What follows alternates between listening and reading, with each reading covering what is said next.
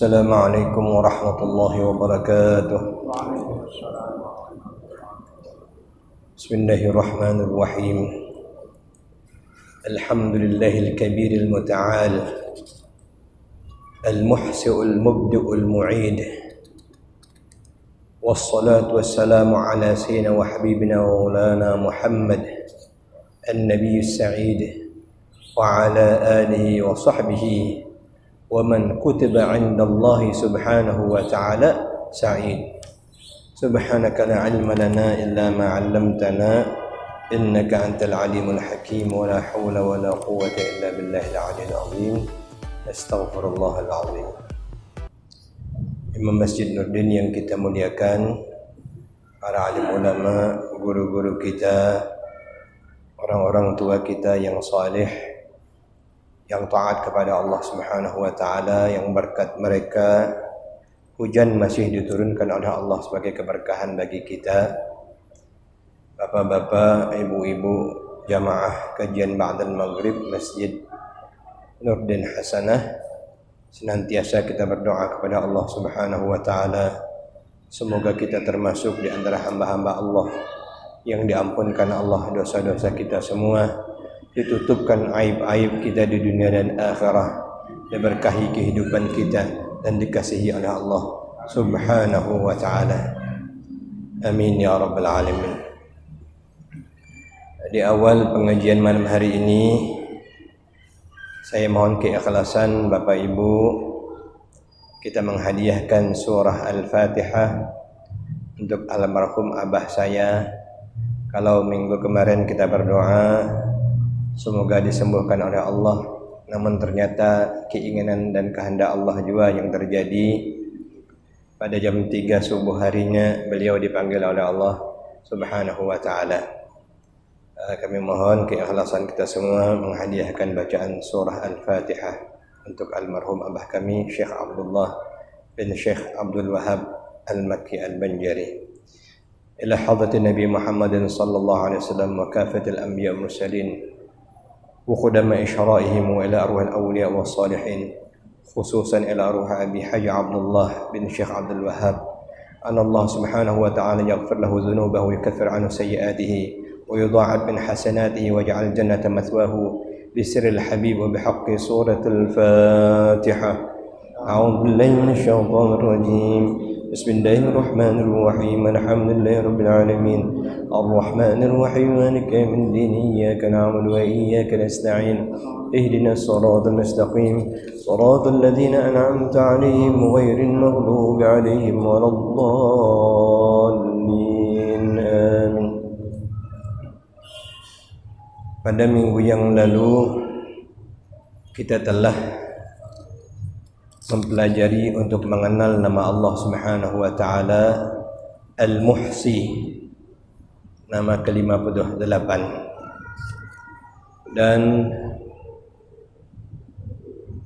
di antara yang kita dapatkan dalam kesempatan kita mengkaji nama Allah Al-Muhsi, ada beberapa golongan orang yang disebutkan dalam hadis Nabi sallallahu alaihi wasallam masuk syurga bighairi hisab, tanpa dihisab oleh Allah. Yang pertama, talibul ilmi, orang yang menuntut ilmu. Termasuklah orang yang mengajarkan ilmu tentunya, yang menjadikan hidupnya untuk ilmu, mendekatkan diri kepada Allah, maka termasuk di antara yang masuk syurga bighairi hisab. Yang kedua, al-mar'atul muti'ah li zawjiha, istri yang salihah yang taat kepada suaminya, yang membantu suaminya dalam bertakwa kepada Allah Subhanahu wa taala. Yang ketiga, wal waladul bar, anak yang saleh, yang baik, yang berbakti kepada ibu bapanya, liwalidayhi, kepada kedua ibu bapaknya. Ada 3 golongan ya. Yang pertama talibul ilmi, penuntut ilmu. Kedua, perempuan yang saleh yang taat kepada suaminya. Yang ketiga, anak yang taat, yang baik, yang berbakti kepada ibu bapanya. Yadkhulunal jannata bighairi hisab, masuk syurga tanpa dihisab. Dan kita berdoa kepada Allah Subhanahu wa taala bahwa salah satunya kita berniat untuk menuntut ilmu karena Allah sampai kita dipanggil oleh Allah Subhanahu wa taala, dan mudah-mudahan kita termasuk di antara hamba Allah yadkhulunal jannah bighairi hisab, yang masuk ke dalam syurga Allah tanpa dihisab. Malam hari ini kita akan mengenal nama Allah yang ke-59 dan yang ke-60, yaitu nama Allah Al-Mubdi'u dan Al-Mu'id. Al-Mubdi'u artinya yang maha menciptakan sesuatu tanpa ada contoh, tanpa ada misal sebelumnya. Dan Al-Mu'id artinya yaitu yang menciptakan sesuatu dengan contoh, dengan misal sebelumnya. Jadi Al-Mubdi'u, Al-Mu'id, Allah maha menciptakan makhluknya tanpa contoh, tanpa ada misal yang mendahului. Sedangkan Al-Mu'id, Allah menciptakan makhluknya atau sesuatu dengan contoh yang sudah ada sebelumnya. Artinya Allah teruskan apa yang telah dia ciptakan. Contoh, Nabi Adam Allah ciptakan tanpa contoh sebelumnya. Namun kita manusia dilahirkan melalui sulbi orang tua kita, diteruskan oleh Allah penciptaan kita sama dengan manusia yang sebelumnya. Dia Allah Subhanahu wa taala yang memulai sesuatu ciptaan, dan setelah ciptaannya itu binasa, dia pula yang mengembalikan ciptaannya itu. Nah, kalau kita sedang mentalqin mayit di kubur, ada firman Allah yang kita bacakan, minha khalaqnakum wa fiha nu'idukum wa minha nukhrijukum taratan ukhra inna lillahi wa inna ilaihi raji'un. Dari tanah kamu ciptakan kamu, dan kepada tanah pula kami kembalikan kamu, dan dari tanah pula kami keluarkan kamu, kata Allah. Nah, itu yang sering kita dengar dalam bacaan talqin mayit.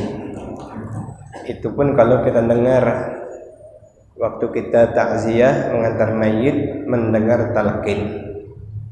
Yang sedihnya tidak ada dengarkan, malah bercakap-cakap duduk di atas kubur. Nah, ini sangat menyedihkan. Padahal tujuan kita mengantar mayit, mendengarkan talqin, bukan hanya pelajaran bagi yang meninggal dunia, tapi pelajaran kita yang hidup. Makanya itu ada, kita dengarkan jadi pelajaran kita. Allah kembalikan kita, wa minha nu'idukum. Jadi Mu'id, nama Allah Mu'id, yang mengembalikan, yang membangkit, yang menghidupkan kembali dari kebinasaan. Orang-orang kafir Quraisy mengingkari adanya kehidupan sesudah kematian. Ternyata bukan hanya orang kafir Quraisy, yang katanya muslim pun ada yang tak percaya lagi adanya hari kehidupan setelah kematian. Na'udzubillah.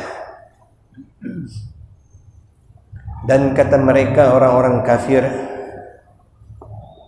Allah tidak bisa mengembalikan lagi tubuh yang sudah hancur menjadi tanah. Kafir Quraisy, asbab nuzulnya. Lalu Allah menjelaskan dalam banyak ayat tentang dikembalikannya jasad manusia sesudah kematian.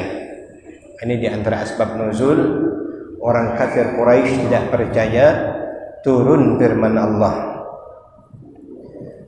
innahu yabda'ul khalqa thumma yu'iduh liyajziyal ladzina amanu wa 'amilus salihati bil qist wal ladzina kafaru lahum syarabun min حميم وعذاب أليم بما كانوا يكفرون. Yunus ayat 4.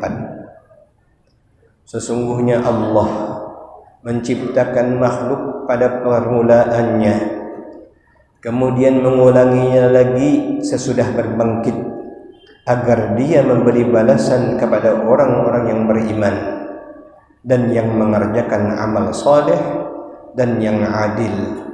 Dan untuk orang-orang kafir, bagi mereka minuman yang panas dan azab yang pedih disebabkan kekafiran mereka. Kata Sayyidina Ibnu Abbas radhiyallahu anhuma, Sayyidina Abdullah Ibnu Abbas, sepupu Rasulullah sallallahu alaihi wasallam yang bergelar dengan terjemahanul Quran, orang yang paling paham tafsir Al-Quran, karena Nabi mendoakan beliau semenjak kecil, Allahumma faqihhu fid din, ya Allah pahamkanlah dia agama, wa 'allimhu ta'wil, dan ajarkan kepadanya takwil. Ini yang punya anak baru bagus ditiup-tiupkan doa ini kepada anak. Ustaz Basiran ya. Allahumma faqihhu fid din wa 'allimhu ta'wil. Ya Allah, pahamkanlah anak ini agamamu dan ajarkanlah kepadanya tafsir Al-Quran. Apa kata beliau? Bahwasanya penduduk neraka itu tubuhnya dimakan api. Setelah terbakar, kemudian Allah subhanahu wa ta'ala kembalikan lagi ciptaan baru. Yang demikian itu berulang-ulang terus tanpa berhenti dan tidak ada lagi batasannya. Al-Quran, Allah berfirman, ثُمَّ بَدَّلْنَاهُمْ جُلُودًا غَيْرَهَا لِيَذُوقُوا الْعَذَابَ. Setelah kami hanguskan kulit-kulit mereka terbakar oleh api neraka, maka kami gantikan dengan kulit-kulit baru, terbakar lagi, begitulah seterusnya. Liyadzuqul azab, agar mereka benar-benar merasakan betapa pedihnya azab Allah subhanahu wa ta'ala. Allahumma inna na'udzubika min adzabil qabri wa min adzabin nar. Amin ya rabbal alamin. Kata Imam Fakhrul Razi, pengarang kitab Mafatihul Ghaib, kitab tafsir atau disebut dengan tafsir Ar-Razi, beliau berkata, dialah Allah yang mula-mula menciptakan manusia, kemudian dia pula yang membinasakan mereka, dan dia kembalikan lagi manusia-manusia itu hidup untuk dibalas mereka pada hari kiamat. Demikianlah makna al-mubdi'u dan al-mu'id. Allah hidupkan mereka, setelah mereka binasa Allah bangkitkan kembali, Allah hidupkan kembali. Manusia-manusia yang durjana itu nanti dibalas pada hari kiamat. Manusia-manusia yang baik dibalas pula pada hari kiamat. Yang jahat, yang kafir dengan neraka, yang baik, yang Islam, yang beriman dengan syurga. Demikian yang dijanjikan Allah di dalam Al-Quranul Karim. Allah subhanahu wa ta'ala menciptakan kehidupan manusia dengan berbagai perubahan bentuk tubuh yang dialami manusia itu. Mulai semenjak dalam perut ibu, kemudian lahir sebagai bayi, terus sampai berusia misalnya 60 tahun. Berbagai perubahan yang sedemikian rupa pada diri setiap orang. Padahal ia yang asalnya bayi, kemudian menjadi orang yang berumur 60 tahun dan sebagainya. Dan bentuk tubuhnya berbeda-beda. Dari mulai bayi kita lahir, cuman sekilan mak kita, kalau dikilani sekilan saja. Jari telunjuk, jari tengah, jari manis dipegang kecil, disayangi, dikasihi, didoakan, dimakani, dibesarkan oleh ibu kita, orang tua kita, ayah ibu kita. Terjadilah perubahan bentuk, anak-anak lain sampai remaja lain, gagah ya dah. Apalagi sedang mantap-mantapnya dulu. Umur 20, 25, 27, Masya Allah. Masuk 40 lah mulai berubah lagi, mulai gemuk badan. Masuk 50. Berubah bentuk. Beruntunglah orang-orang yang semakin taat dengan Allah, yang berbakti kepada ibu bapaknya. Sebaliknya, durjanalah orang-orang yang semakin maksiat kepada Allah, termasuk durhaka kepada ibu bapaknya. Berbagai perubahan terjadi. Demikianlah ciptaan Allah. Dia yang memulai, Dia pula yang mengembalikan berbagai macam perubahan tersebut. Dalam surat Yasin Allah berfirman, "Faman nu'ammirhu nunakkishu fil khalqi afala ta'qilun." Dan orang-orang yang kami panjangkan umur mereka, kami kurangkan dalam ciptaannya. Tadinya gagah, kencang, mulai berubah, mulai kendur dan sebagainya. Itu untuk kita berfikir dan juga untuk kita bersyukur kepada Allah Subhanahu wa taala. Begitu manusia meninggal dan tubuhnya hancur dimakan tanah, pada saat dibangkit nanti keadaan tubuhnya berbeda dengan keadaannya sewaktu dikebumikan. Ada yang bertambah jelek, bahkan sebaliknya ada yang menjadi baik, bercahaya. Waktu dikebumikan banyak bentuk manusia. Orang-orang ahli penggali kubur sangat tahu waktu membuka kain kapan yang akan diciumkan di liang lahat itu ya.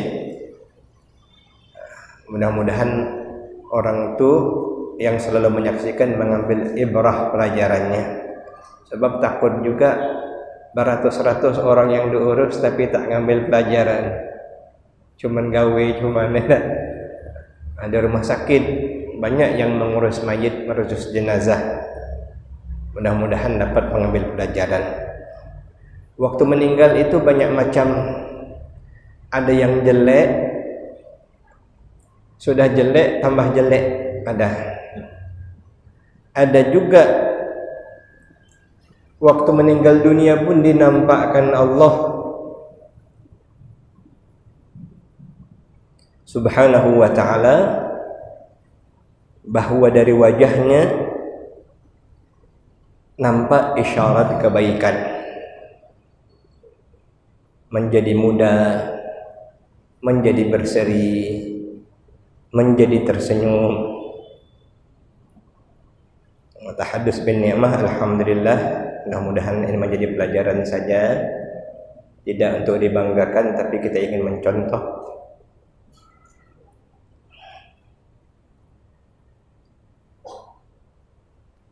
Almarhum abah saya kemarin, sewaktu dimandikan,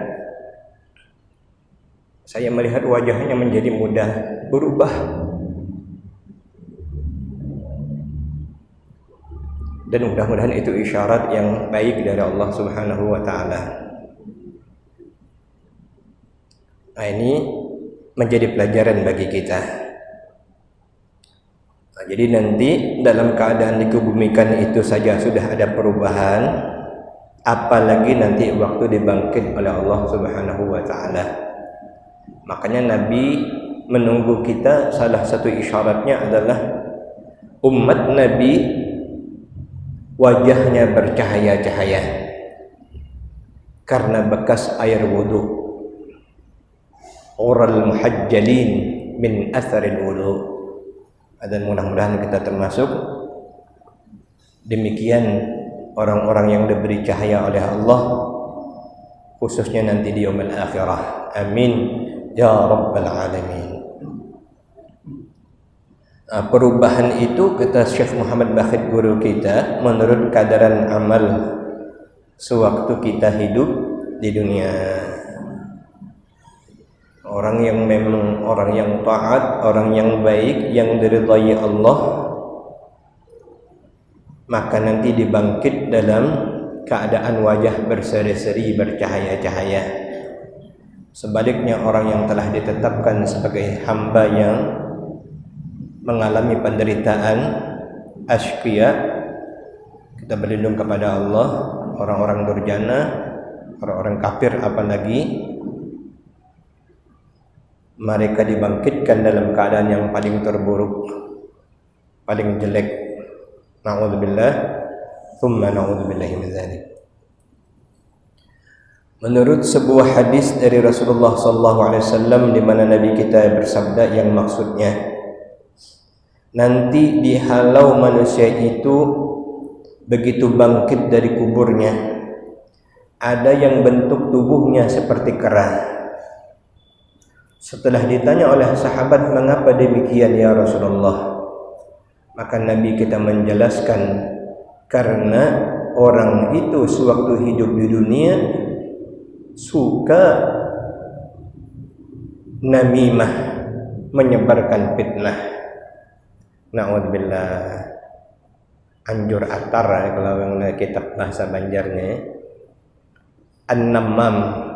Dalam hadis Nabi bersabda, la yadkhulul jannah an-nammam, tukang fitnah tidak masuk surga. Na'udzubillah, mudah-mudahan Allah jauhkan kita dari suka memfitnah, dan kalaupun menjadi kebiasaan kita, mudah-mudahan dihilangkan oleh Allah Subhanahu wa taala. Amin ya rabbal alamin. Ada lagi yang ketika dibangkit wajahnya seperti babi, na'udzubillah. Setelah ditanya oleh sahabat, mengapa demikian ya Rasulullah? Maka Nabi menerangkan, mereka itu adalah orang yang suka makanan yang diharamkan oleh Allah. Makan yang halal ada, yang haram diambilnya. Perempuan yang halal ada, yang haram dimauinya. Na'udzubillahi min dzalik. Ada lagi yang dibangkit nanti, orang yang kepalanya ke bawah dan kakinya ke atas. Jadi dia di yaumul mahsyar itu nanti dia kepala ke bawah, kakinya ke atas. Setelah ditanya oleh sahabat, mengapa demikian ya Rasulullah?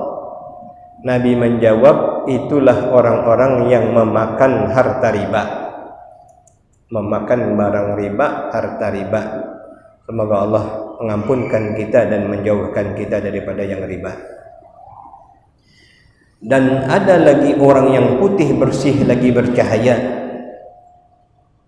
Setelah ditanya oleh para sahabat, mengapa demikian ya Rasulullah?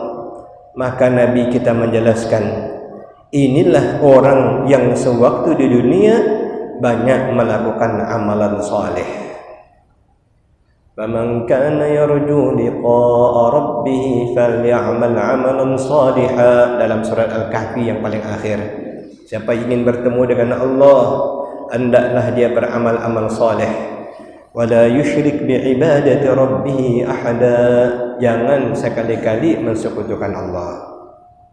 Demikian penjelasan para alim ulama kita tentang nama Allah Al-Mubdi'u Al-Mu'id, yang awal menciptakan tanpa misal, yang kemudian menghidupkan kembali, menciptakan kembali. Orang yang beriman dengan Al-Mubdi' dan Al-Mu'id, maka keimanan itu akan menuntut agar yang pertama memulai sesuatu kebaikan atau menjadi uswah, yang pertama kali berbuat baik dan menjadi contoh. Dalam hadis Nabi bersabda, ibda' binafsik wa biman ta'un, mulailah dari dirimu dan orang-orang yang engkau jaga. Ini kadang nyuruh orang awak ada baik dan tak. Selalu nyuruh orang, tapi kita sendiri tidak pernah melakukannya. Yang terbaik adalah dia sendiri yang memulai sesuatu yang baik dan menjadi contoh bagi orang lain untuk mengikutinya. Di zaman Rasulullah pernah terjadi kemarau panjang sehingga banyak orang-orang miskin di antara para sahabat yang kelaparan. Namun di antara para sahabat yang mampu tidak ada yang memulai memikirkan jalan keluar untuk membantu meringankan mereka yang kelaparan itu. Suatu hari Rasulullah mengumpulkan para sahabatnya. Raut wajah beliau tampak merah karena menahan amarah. Kenapa para sahabat yang mampu tidak berpikir untuk membantu orang-orang yang kelaparan tersebut? Terjadi ada waktu itu paceklik di antara para sahabat, ada yang lapar tapi lambat yang mampu itu membantu. Maka Rasul pun segera hadir menunjukkan sikapnya, mengumpulkan para sahabat, dan beliau menunjukkan bahwa beliau tidak suka kenapa yang mampu tidak segera membantu orang-orang yang kelaparan tersebut. Di tengah jamaah para sahabat itu ada di antara para sahabat yang membawa satu kedut uang dirham, satu kantong uang dirham, lalu berkata, "Ya Rasulullah, ini sekantong uang dirham saya sedekahkan untuk orang-orang yang kelaparan itu." Maka setelah sahabat itu menyerahkan dirham itu kepada Rasulullah, kemudian sahabat-sahabat yang lain pun ikut menurutnya. Jadi satu dulu yang mulai, baru yang lain ikut. Masing-masing menyerahkan dirham mereka kepada Rasulullah. Kemudian Rasulullah bersabda, "Man sanna fil Islam sunnatan hasanah falahu ajruha wa ajru man 'amila biha ba'dah." Siapa yang memulai sesuatu yang baik dalam Islam, maka dia mendapatkan pahalanya dan pahala bagi orang yang mengikutinya setelahnya. Jadi bagus menjadi orang yang mulai berbuat baik. Kalau ada orang yang mencontoh, niscaya kita mendapatkan pahalanya. Yang kedua, kemudian ia mengembalikan kepada kekuatan Allah, yaitu keimanan kepada nama Allah Al-Mubdi wal Mu'id. Tadi yang pertama memulai kebaikan, membuat sesuatu kebaikan, dia mulai dulu, lalu orang mengikutinya. Kedua, ia mengembalikan kepada kekuatan Allah dengan bahwa melihat kebaikan itu hanya merupakan pertolongan Allah. Jadi saat berbuat baik, dia segera mengembalikan bahwa itu adalah af'al Allah, anugerah Allah, rahmat Allah. Allah jua yang menolongnya hingga dia mampu berbuat kebaikan. Jangan sampai takabur, jangan sampai ujub. Itu di antara hikmah kita beriman dengan nama Allah Al-Mubdi wal Mu'id. Salah satunya tadi adalah memulai berbuat baik sehingga menjadi contoh bagi yang lainnya. Kemudian dalam segala hal apapun yang baik yang kita lakukan, kembalikan itu kepada Allah, dan jangan memandang bahwa kebaikan itu dari kita, melainkan itu hanya karena pertolongan Allah Subhanahu wa ta'ala. Sebab sangat bahaya. Salah satunya adalah ujub. Syaitan itu hebat, selalu dia akan menjatuhkan, menggugurkan, menggagalkan apa yang menjadi kebaikan bagi umat Nabi Muhammad agar ditukarnya menjadi keburukan. Sehingga yang bagus-bagus yang kita kerjakan pun salah satu ancamannya digoda oleh syaitan, bersifat antara lain riya, ingin dipuji. Kalau tidak dipuji orang, maka dia tak lagi memberinya. Satu sisi lagi dia merasa bangga, oh akulah, karena akulah, sebab akulah. Itu cobaannya. Tapi kalau kita dapat mengalahkan cobaan itu, Subhanallah, begitu besar pahala yang dijanjikan oleh Allah Subhanahu wa taala. Senantiasalah kita berpegang kepada la haula wala quwata illa billah. Tiada daya dan upaya melainkan hanya dengan pertolongan dari Allah Subhanahu wa taala. Dalam hadis Nabi sallallahu alaihi wasallam pernah menjelaskan bahawa salat orang yang ujub, orang yang riya, tidak lewat pahalanya dari kepalanya. Artinya tidak akan sampai kepada Allah Subhanahu wa taala. Disebut dengan izlal, orang yang izlal. Dan di antara tanda orang yang izlal itu, sewaktu kita berdoa kepada Allah namun tidak kabul, lalu kita merasa aneh atau heran kenapa tidak kabul. Herannya kita akan ketiadaan terkabul doa itu tandanya kita masih memiliki sifat riya dan ujub di sisi Allah Subhanahu wa taala. Jadi kalau kita berdoa, kita tawakal kepada Allah, yakin kabul. Jangan kita merasa heran kenapa tidak kabul, seolah-olah wajib kabul, karena kita merasa diri kita ini pantas untuk didengar oleh Allah. Itu adalah bahagian daripada riya dan ujub.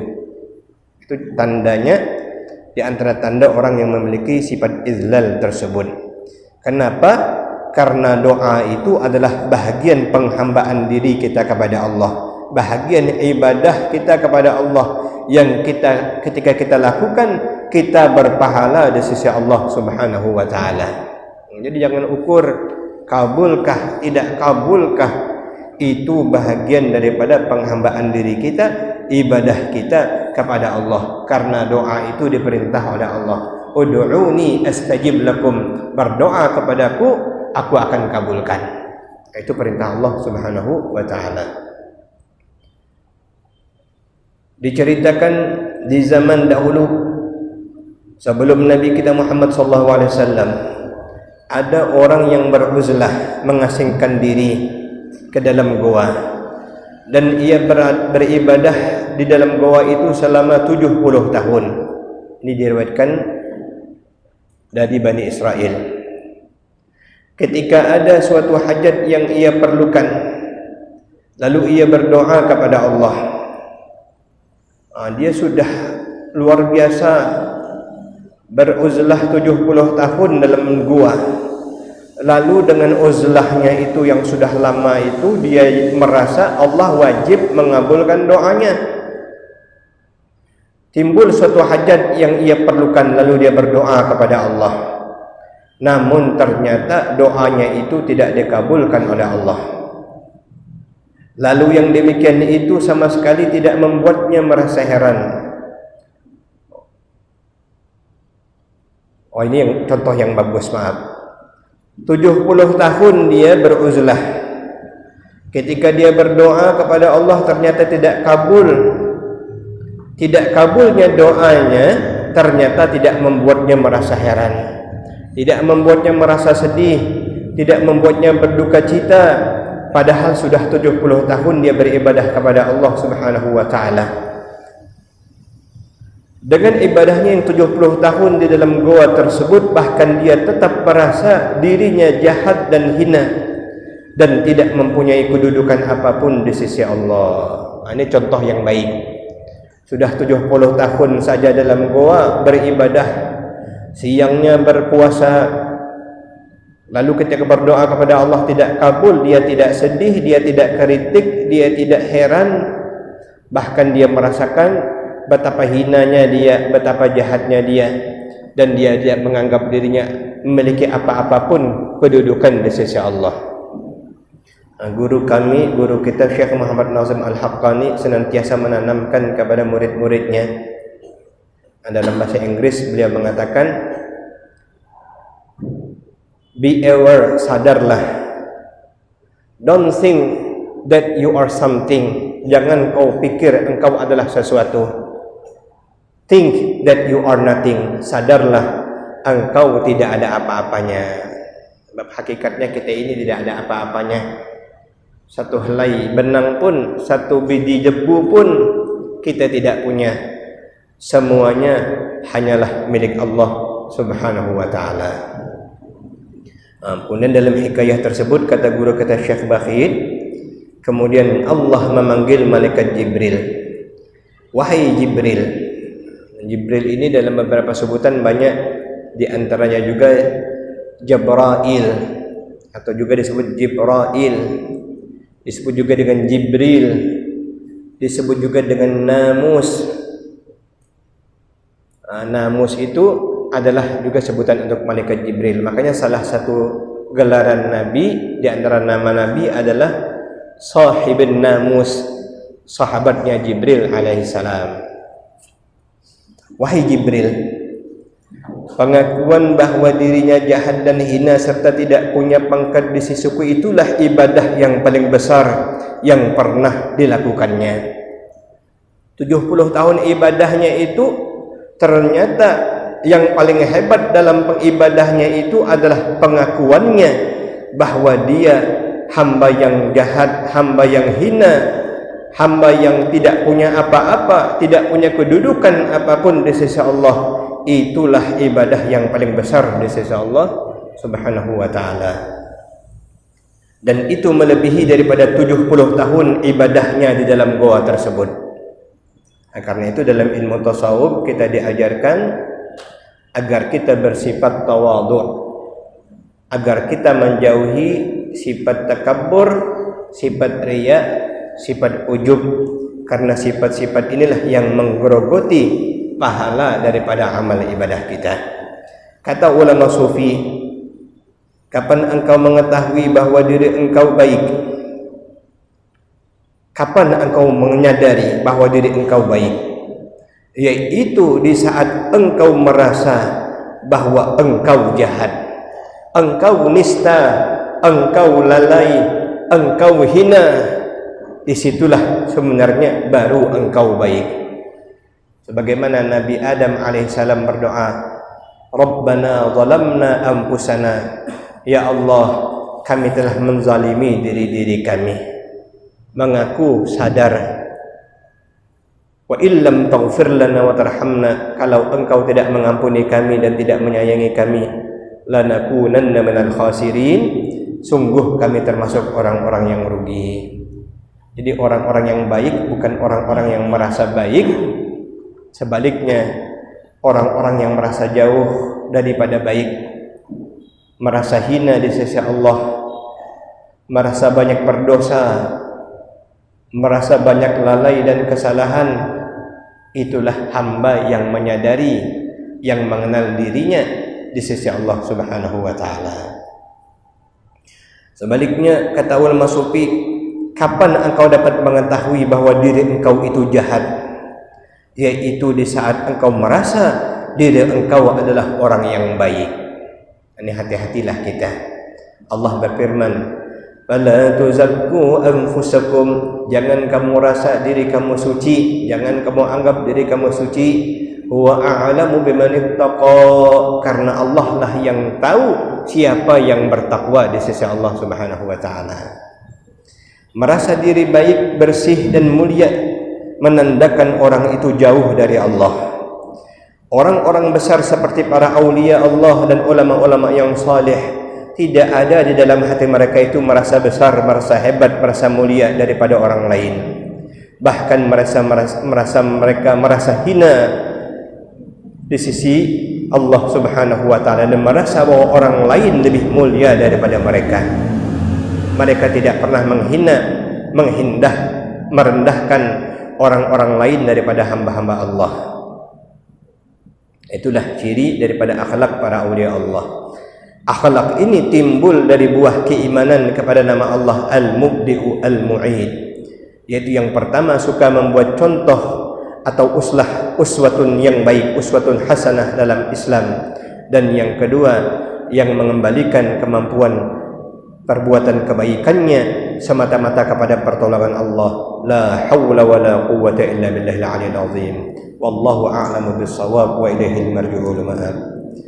ألا يعلم من خلق وهو اللطيف الخبير يا لطيفا بخلقه يا عليما بخلقه يا خبيرا بخلقه ألطف بنا يا لطيف يا عليم يا خبير يا لطيفا بخلقه يا عليما بخلقه يا خبيرا بخلقه ألطف بنا يا لطيف يا عليم يا خبير يا لطيفا بخلقه يا عليما بخلقه يا خبيرا بخلقه ألطف بنا يا لطيف يا عليم يا خبير يا لطيفا لم يزل ألطف بنا فيما نزل إنك لطيف لم تزل ألطف بنا والمسلمين يا لطيفا لم يزل ألطف بنا فيما نزل إنك لطيف لم تزل ألطف بنا والمسلمين يا لطيفا لم يزل ألطف بنا فيما نزل إنك لطيف لم تزل ألطف بنا والمسلمين آمين يا الله يا رب العالمين. بسم الله الرحمن الرحيم الحمد لله رب العالمين اللهم صل على سيدنا محمد عبدك ونبيك ورسولك النبي الأمي وعلى آله وصحبه أجمعين. اللهم يا مبدع يا معيد يا مبدع يا معيد يا مبدع يا معيد يا رحمن الدنيا والآخرة ورحيمهما أنت ولينا في الدنيا والآخرة لا إله إلا أنت سبحانك إنا كنا من الظالمين. ربنا ظلمنا أنفسنا وإن لم تغفر لنا وترحمنا لنكونن من الخاسرين. ربنا آتنا في الدنيا حسنة وفي الآخرة حسنة وقنا عذاب النار. وصلى الله على سيدنا محمد وعلى آله وصحبه وسلم والحمد لله رب العالمين. السلام عليكم ورحمة الله وبركاته.